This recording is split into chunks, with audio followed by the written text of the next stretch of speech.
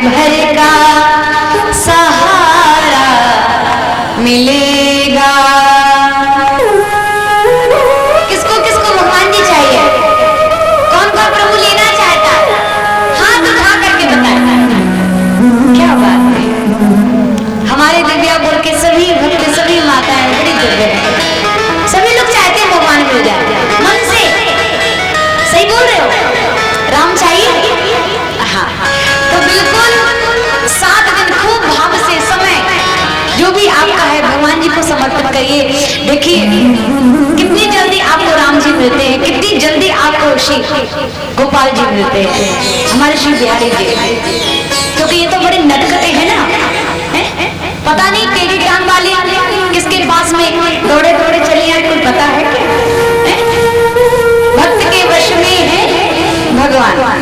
एक बार भाव से बुलाओगे, एक बार उनको आवाज लगाओगे तो नंगे पांव दौड़े दौड़े चले आएंगे, पता भी नहीं चलेगा कब मिल जाएंगे।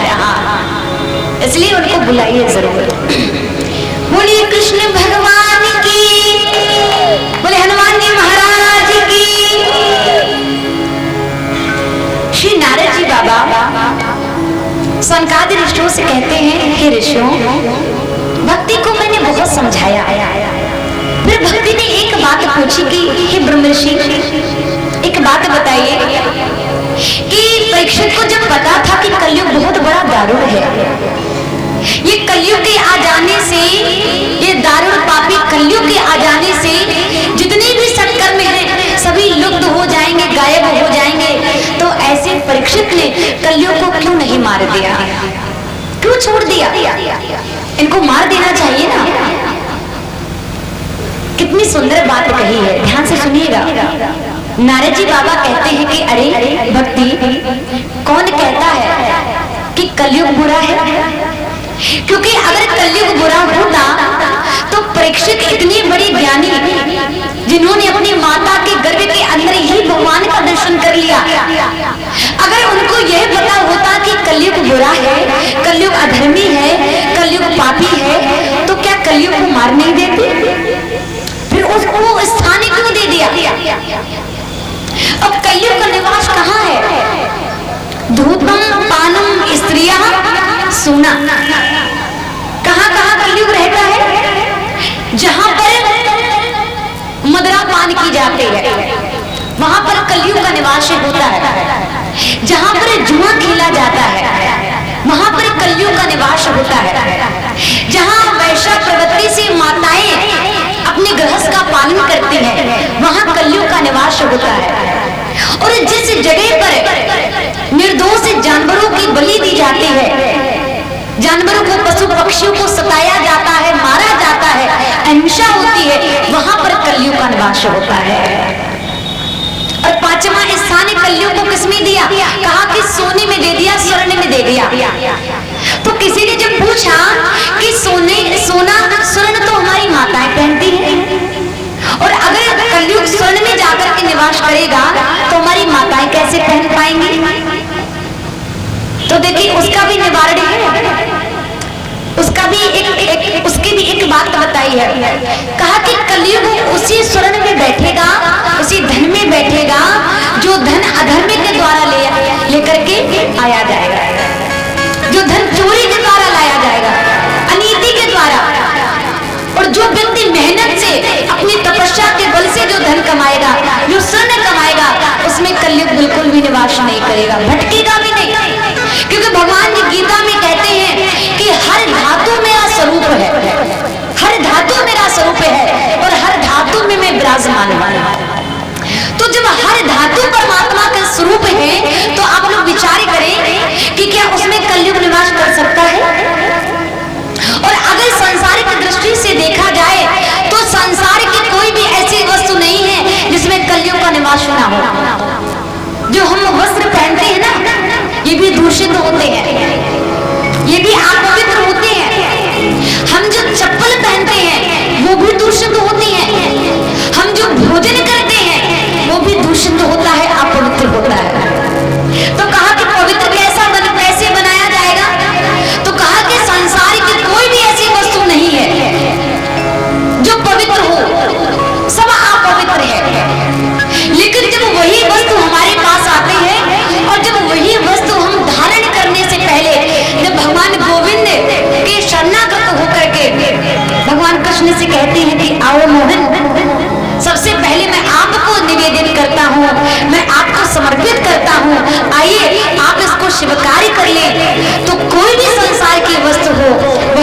पवित्र हो जाते हैं, वे निर्मल हो जाते हैं। जब भगवान को हम कोई वस्तु निवेदन करते हैं, भोजन करें तो पहले भगवान को भोग लगाएं। तुम ही निवेदन भोजन करेंगे, आओ मोहन भोग लगा, है ना? तो फिर देखिए वो भोजन कितना पवित्र हो जाता है, कितना स्वादिष्ट हो जाता है।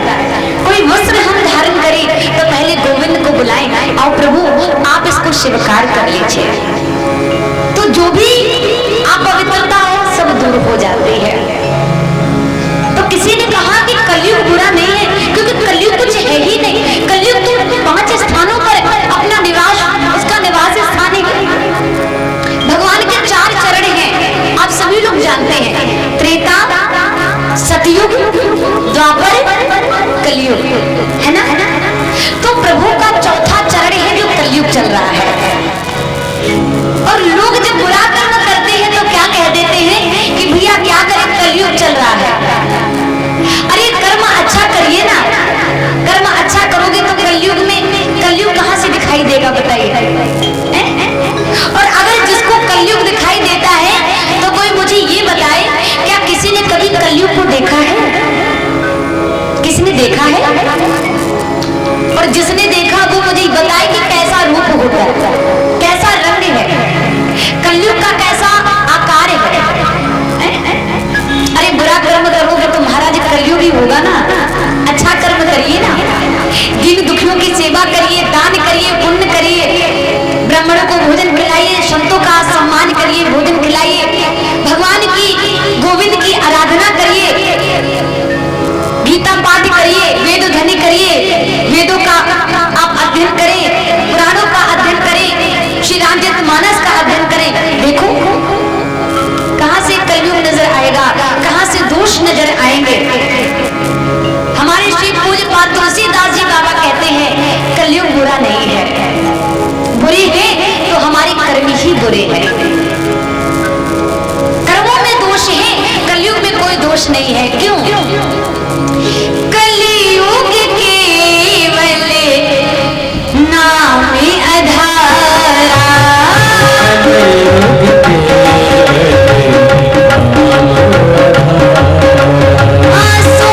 सुमेरे सुमेरे नर उतरे ही पारा,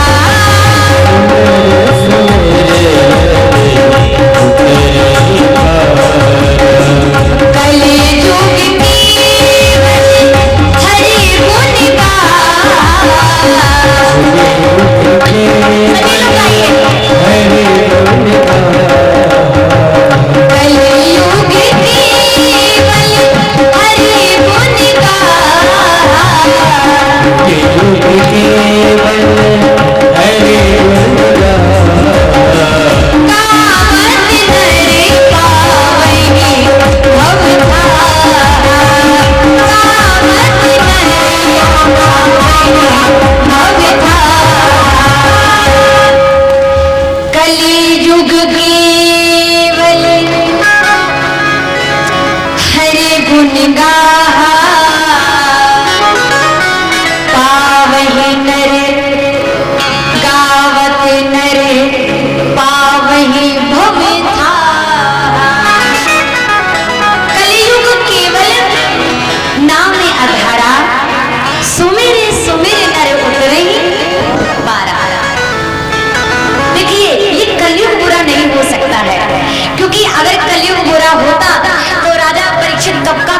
दमन कर देते, लेकिन कलयुग को नहीं मारा, क्योंकि कलयुग में अगर हम भाव से भी भगवान का भजन करते रहेंगे तो भी हमारा उद्धार निश्चित है, तभी हमारा कल्याण निश्चित है। नारद जी बाबा भक्ति को लेकर के ज्ञान वैराग्य के पास में जाकर के पहुंचे, जगाने लगे, ज्ञान जागो, वैराग्य जागो। बहुत देर तक जगाते रहे, गीता पाठ करके सुनाया, वेद मंत्र उच्चारण करके सुनाए, थोड़ी सी जागी, लेकिन फिर से कलयुग का ऐसा प्रभाव जमाई आ गई, फिर से उसी अवस्था में हो गए। नारद जी ने सोचा कि ऐसे इनका दुख दूर नहीं होगा। नारद जी बाबा वहीं पर ज्ञान वैराग को छोड़ करके और नाना प्रकार से भक्ति को सांत्वना दे करके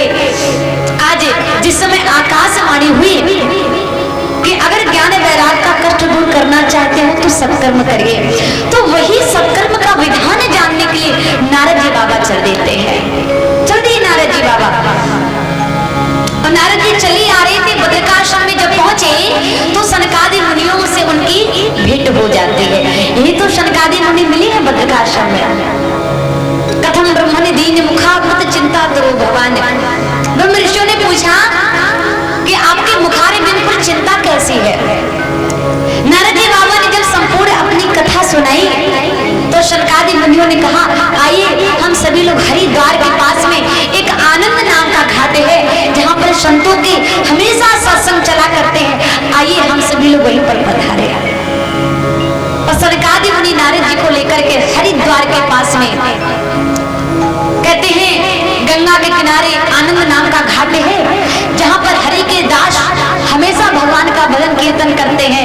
आज वही सभी संतों का पदार्पण हुआ है, सभी संत आज वहीं पर पधारे हैं। बड़ी बड़ी ऋषिगण आए, अत्रि मुनि आए, अग्रा आए, पुलस आए, पुलह आए, श्री विश्वामित्र जी महाराज पधारे, परशुराम जी पधारे, पिपलायन जी आए हैं, प्रहलाद मुनि आए हैं। बड़े बड़े ऋषि मुनि संत महात्मा सब पधारने लगे। नारद जी बाबा आए और नारद जी बाबा जैसे आए श्री पराशर जी महाराज पधारे। पराशर जी महाराज के पुत्र श्री वेदव्यास जी महाराज पधारे और सबके देखते देखते आज श्री सुखदेव जी महाराज का पदार्पण हुआ है। बोलिए सुखदेव जी भगवान की।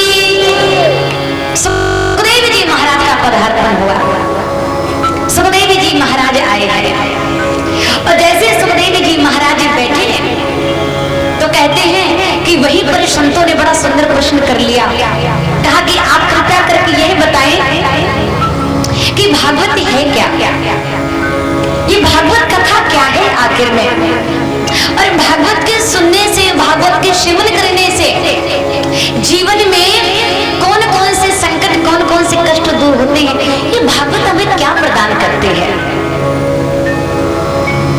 तो हमारे संतों ने बड़ा सुंदर आज शब्दों में भागवत की महिमा का गान करना प्रारंभ कर दिया। आखिर ये भागवत क्या है? वेदोपनिषदां सारा जाता भागवतीं कथा। ये भागवत कथा क्या है? ये भागवत कथा सारे वेदों का एक सार है, एक निचोड़ है। जिस प्रकार से मैं आप लोग को समझा दूं कि दूध में घी रहता है, लेकिन जब हम दूध का पान करते हैं तो घी का स्वाद नहीं मिलता है। और जिस समय हम दुग्ध को, जिस समय हम रख देते हैं, जब वह दही के रूप में आकार में परिवर्तित हो जाता है और जब उससे दही का हम मंथन करते हैं और जब उसको पचाते हैं अग्नि में रख करके, तो वही आज घी के रूप में परिवर्तित हो जाता है। तो कहते हैं कि दूध से निकलने के बाद जो दही का जो एक आकार होता है ना, एक रूप होता है ना, जिस समय दूध से अलग हो जाता है मथने के बाद, तो वह घी के रूप में परिवर्तित होता है। हमें घी के रूप में वही मिलता है। उसका स्वाद हमें तभी मिलता है जब वह दूध से अलग हो जाता है। उसी प्रकार से जड़ से लेकर के शाखा पर्यंत तक गन्ने में रस रहता है, लेकिन जब मशीन के द्वारा इसको बाहर निकाला जाता है ना, इसका स्वाद हमें कितना मिलता है। तो उसी प्रकार से ये भागवत कथा भी है। वेदोपनिषदां सारा जाता भागवतीं कथा। ये भागवत क्या है? कहा वेदों का सार है, सभी पुराणों का निचोड़ है, और सभी पुराणों सारी वेदों का जो निचोड़ है वही तो भागवत कथा है। जो भी सुनता है बड़ा धन्य हो जाता है। भाग्योदीन बहुजन्म समर्जितेन सत्य संगमम चालवते पुरुषो यदा वै। कहा कि जो भी भगवान की कथा को ध्यानपूर्वक सुनता है उसके जीवन के अज्ञान अंधकार जो भी होते हैं सब नष्ट हो जाते हैं, और ये मिलती उन्हीं को है जो इस भागवत के अधिकारी होते हैं। बहुत से लोग तो महाराज सोचते रहते हैं चलो कथा हो रही है हनुमान जी के मंदिर में, चलो चल कर के सुनाएं, लेकिन सिर्फ सोचते रह जाते हैं, लेकिन आ नहीं पाते हैं।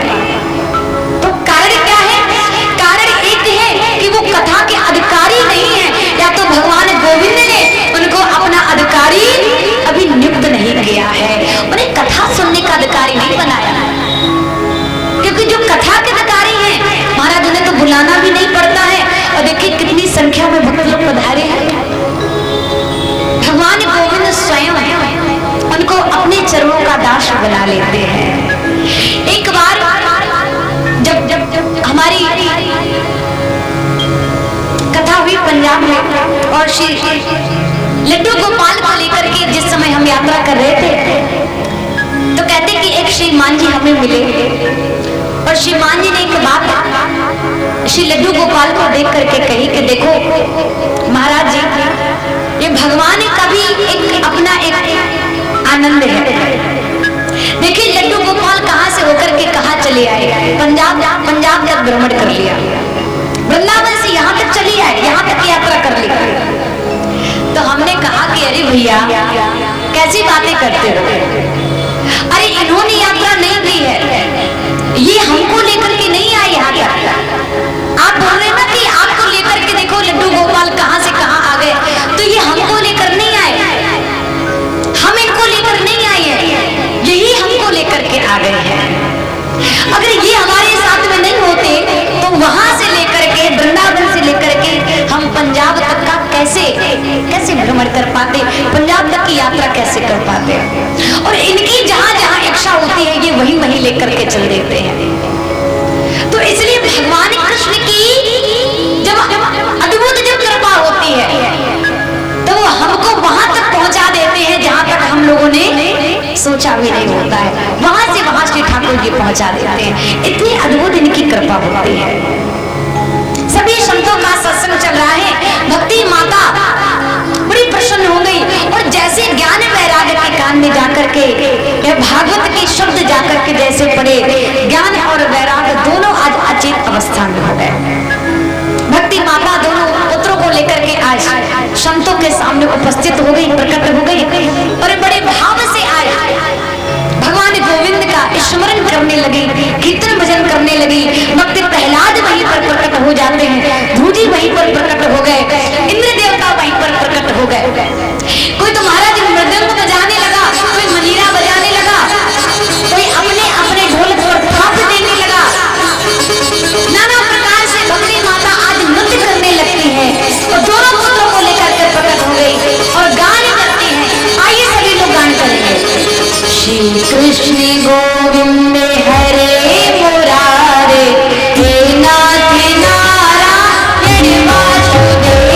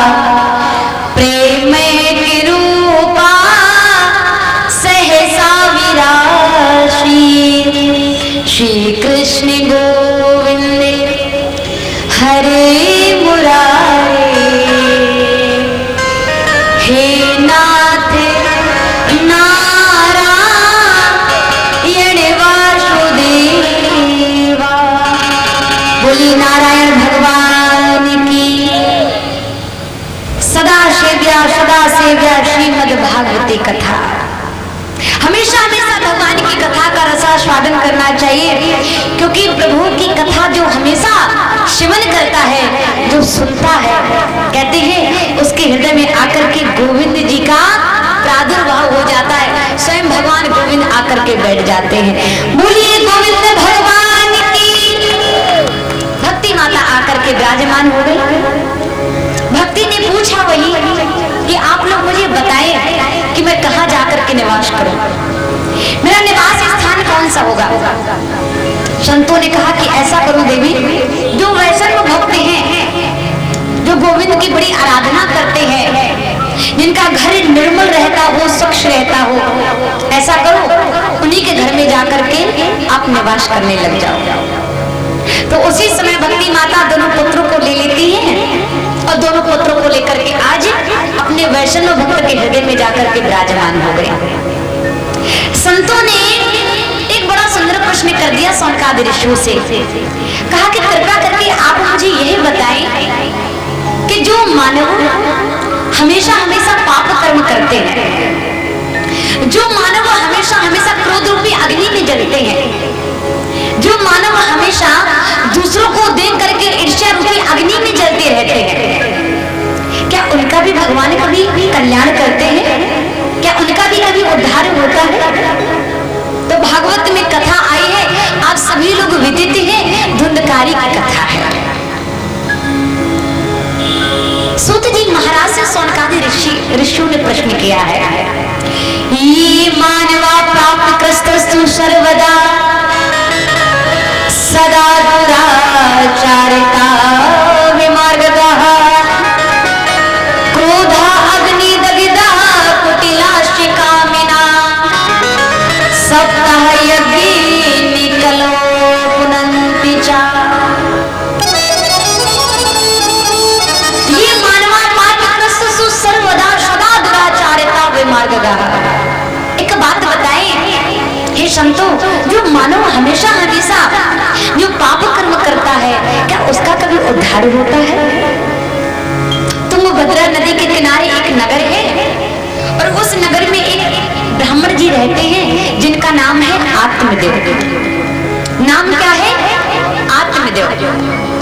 बड़ा भगवान का भजन करते हैं, बड़ा दान पुण्य किया करते हैं। कोई संत आ जाए भोजन खिलाते हैं। गुरुओं का सम्मान करना, संतों का सम्मान करना बड़ी सुंदर सुंदर नियम है। लेकिन कहते हैं एक अवस्था जीवन में ऐसी आई कि जिसमें उम्र अवस्था ढलने लगी तो कोई पुत्र ही घर में नहीं हुआ। एक दिन आत्मदेव जी ब्राह्मण ने सोचा कि मैंने पूरे जीवन भगवान का बड़ा भजन किया है, भगवान का बड़ा ही मैंने कीर्तन किया, खूब दान पुण्य जीवन में किया, सत्कर्म किया, लेकिन अभी भी कोई भी घर में संतान नहीं हुई है। क्या किया जाए? एक बार तो ऐसा भी मन में भाव आया कि चलो एक वृक्ष को लगाया जाए, और जिसमें एक वृक्ष को लगाया तो देखा कि कोई फल ही नहीं हुए। एक बार सोचा कि चलो एक गाय का पालन किया जाए, एक गाय को लेकर के आए, बांध दिए, देखा कि बांझ हो गई।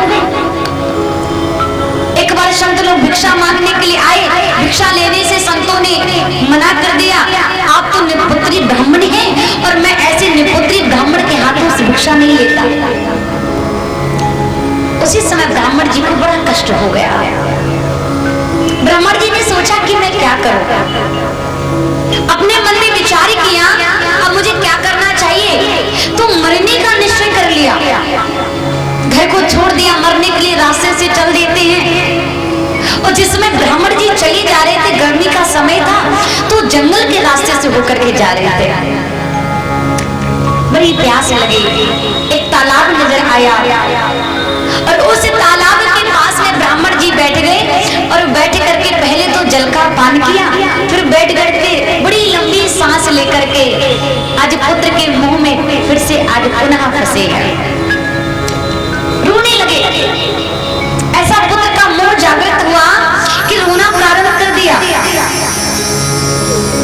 पास में बैठे हुए संत थे, संत ने जैसे सुना तो संत उसी समय आज आए हैं।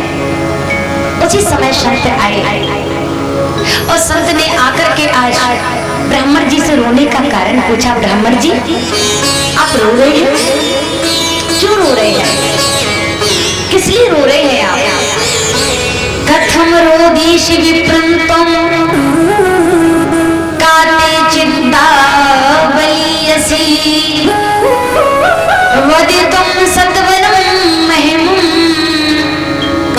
स्वस्य दुख कारणम। हे ब्राह्मण, आप रो क्यों रहे हैं, क्या बात है, क्या कारण है? कथम रोदीसी विप्रंतम काते चिंता बलियसी, आपके रोने का कारण क्या है, आप क्यों रो रहे हैं, आप किस लिए रो रहे हैं, क्या बात है? जैसे ही कहा है, होता है ना कि कोई रोने वाला हो और अगर उसी समय आकर के कोई पूछ दे कि भैया आप रो क्यों रही है, दुखी क्यों है, तो महाराज सामने वाला व्यक्ति फिर और फूट फूट के रोता है, बहुत फूट फूट के रोएगा। संत ने समझाना प्रारंभ कर दिया, महाराज क्यों रो रहे हैं, क्या बात है, आपके रोने का कारण क्या है?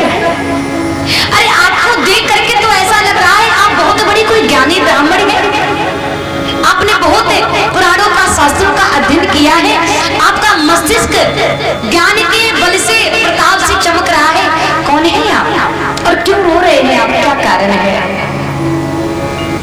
जब संत ने बार बार ब्राह्मण जी से पूछा, ब्राह्मण जी ने कहा कि मैं क्या बताऊं, भगवान ने सब कुछ मुझे दिया, लेकिन अगर एक कोई संतान दे देता ना तो मेरे घर में आज पुत्र की किलकारियां सुनने को मिलती है, लेकिन मेरे कर्मों में अवश्य कोई ना कोई कमी रह गई होगी।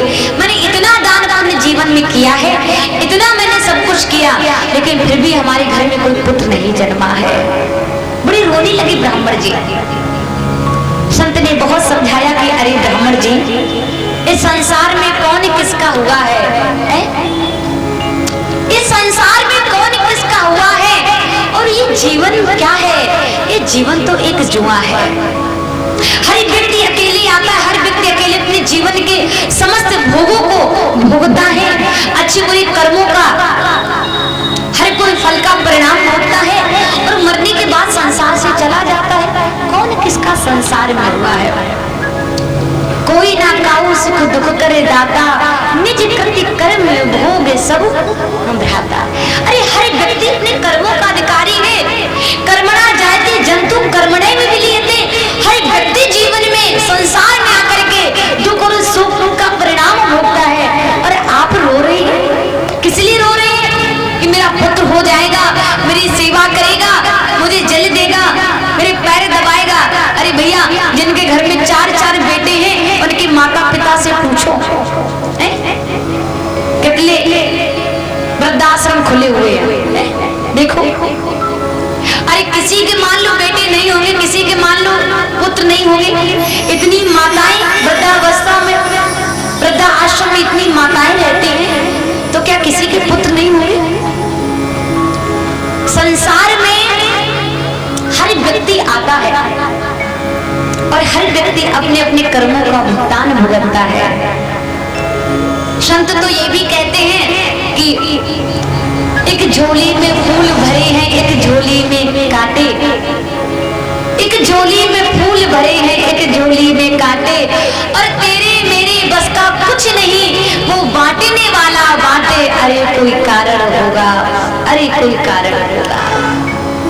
अवश्य कोई ना कोई कर्मों में जब कहीं थोड़ी बहुत गड़बड़ी रह जाते हैं ना, और एक व्यक्ति जब अपने कर्मों को निष्ठा से नहीं निभाता है तो फिर भगवान उसको उसी प्रकार से वहीं भेज देता है। और जब वो व्यक्ति उस योनि में आता है तो अपने वही कर्म के दंड को भोगता है और स्वयं भोग करके चला जाता है। कोई किसी को सुख दुख नहीं देता है। बहुत समझाया ब्राह्मण जी, लेकिन नहीं माने। ब्राह्मण जी ने कहा, इन ज्ञान की बातों से मेरा कुछ भी होने वाला नहीं है। मुझे तो एक संतान चाहिए, मुझे तो एक घर में पुत्र चाहिए। संत जी ने कहा कि महाराज, तुमने बड़ी हट पकड़ ली है। झोली से फल लिया और लेकर के दे दिया। कहा कि जाओ अपने घर में और जाकर के अपनी पत्नी को खिला देना और कहना कि 1 वर्ष तक भगवान का भजन करे, प्रभु का चिंतन करे। और जब वही ऐसा से संतान आएंगे।